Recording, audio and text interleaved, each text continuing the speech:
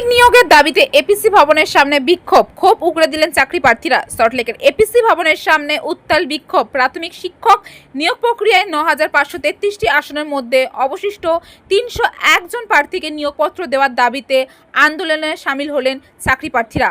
বিক্ষোভকারীদের অভিযোগ, ২০২২ সালে প্রাথমিক শিক্ষক নিয়োগ প্রক্রিয়ায় অংশ নিয়েছিলেন ২০১৪-২০১৭ সালের ডিইআইইডি উত্তীর্ণ শিক্ষিত চাকরি প্রার্থীরা। তবুও এখনও ৩০১ জন প্রার্থী নিয়োগের অপেক্ষা। চাকরি প্রার্থীদের দাবি, অবিলম্বে নিয়োগপত্র দিতে হবে, নয়তো বৃহত্তর আন্দোলনে নামতে বাধ্য হব আমরা।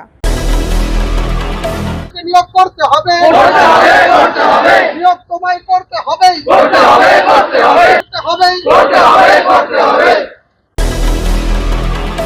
করা হচ্ছে কেন পর্ষদ, তুমি জবাব দাও। সুপ্রিম কোর্টের আদেশ অমান্য করা হচ্ছে কেন পর্ষদ, তুমি জবাব দাও।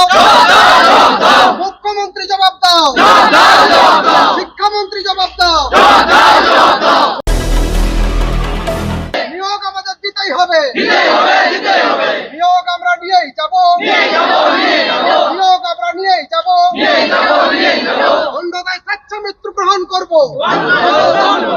সল্টলেক থেকে ক্যামেরায় বিশ্বজিৎ বিশ্বাসের সঙ্গে আমি রিঙ্কি, নিউজ কলকাতা 24।